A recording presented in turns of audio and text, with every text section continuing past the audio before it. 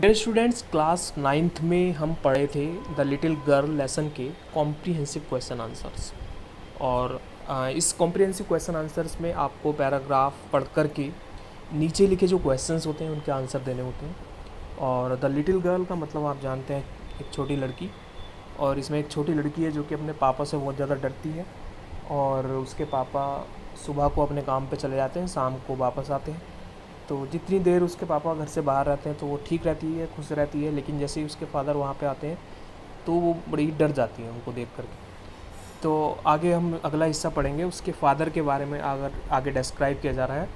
He was so big. ही इसमें उसके father के लिए यूज़ किया जा रहा है, और वो बड़े बड़े थे, बिग थे। हैंड्स, उनके जो हाथ थे बड़े थे, बहुत बड़े बड़े थे। एंड हिज नेक, और उसकी जो गर्दन थी वो भी बहुत बड़ी थी। Specially his mouth when he Yon, और जब वे बोलते थे तो उनका जो मुंह था वो बहुत बड़ा था, मतलब एक राक्षस की तरह थे। Thinking about him alone was like thinking about A giant. अगर हम उनके बारे में सोचते थे, उसके फादर के बारे में सोचते थे, तो उसको सोच करके ऐसा लगता था जैसे कि किसी राक्षस के बारे में सोच रहे हो, एक जायंट के बारे में सोच रहे हो, किसी दैत्य के बारे में सोच रहे हो। दैत्य कौन होता है? जिस आपने देखा होगा जिसके हाथ बहुत बड़े बड़े, हाथ पैर और गर्दन बहुत बड़ी होती है, तो हम उसको जायंट बोलते हैं या उसको मॉन्स्टर बोलते हैं। तो इसकी तरह दिखते थे। ही वॉज सो बिग, बहुत बड़े थे। स्पेशली उनके जो हैंड्स थे और नेक थी, उनके जो हाथ थे और जो गर्दन थी बहुत बड़ी थी। स्पेशली हिज माउथ, और उनका जो मुंह था वो भी बहुत बड़ा था। व्हेन ही यॉन, जब वे बोला करते थे तो उनका जो मुंह था बहुत बड़ा था। थिंकिंग अबाउट हिम, उनके बारे में जब मैं सोचता था, alone was like thinking about A giant, तो मुझे किसी राक्षस की याद आती थी, किसी जाइंट की याद आती थी, किसी राक्षस की याद आती थी।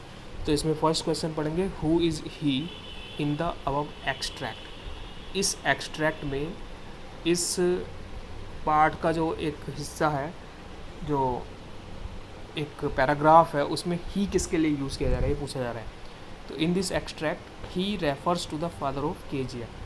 तो ही शब्द का यूज फादर ऑफ केजिया के लिए यूज़ किया जा रहा है, केजिया के पिता के लिए यूज़ किया जा रहा है। वो आज वेल स्ट्रिक्ट एंड डिसिप्लिनेरियन, जो बड़ा ही सख्त थे और डिसिप्लिनेरियन थे, और वे बड़े ही अनुशासनवादी थे, चाहते थे कि सब लोग बड़े अनुशासन से रहें। नेक्स्ट क्वेश्चन है, why does the speaker find him so weak.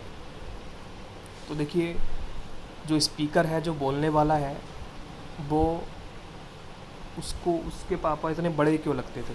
क्योंकि वो एक छोटी लड़की थी। छोटी लड़की को तो बड़े लोग तो बड़े ही लगेंगे, है ना। तो the speaker is a little daughter Kezia. तो स्पीकर कौन है? जो उसकी बेटी है जिसका नाम केजिया है, वो was very scared of him, जो उससे बड़े ही गुस्से में बात करते थे, बोलते थे। हैंस सी फाइंड्स हिम सो बिग, इसलिए या इस प्रकार जो वो उसको अपने पापा बहुत बड़े दिखाई देते थे। विद बिग हैंड्स, उनके बहुत बड़े बड़े हाथ थे। नेक, बहुत बड़ी गर्दन थी। एंड माउथ, और बहुत बड़ा मुंह था। तो इसका आंसर हो जाएगा।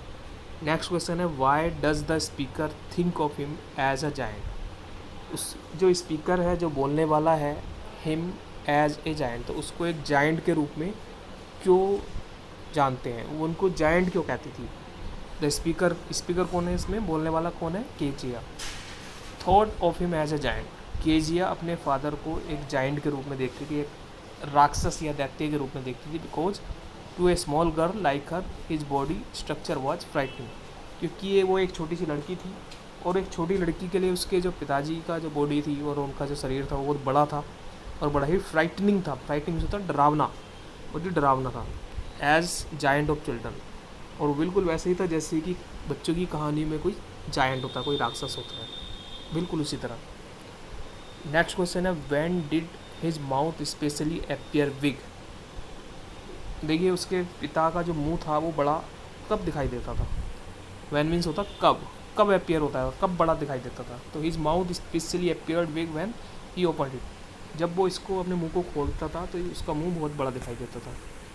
वाइड वाइल यॉनिंग, जब वे बोलते थे और वो खोलते थे मुंह को तो बहुत बड़ा दिखाई देता था। तो ये आंसर है, और आप इसको हिंट बना लेंगे इस स्टैंजा को, और फिर नीचे जो क्वेश्चंस है उसके आंसर को लिख के दिखाएंगे। Thank you.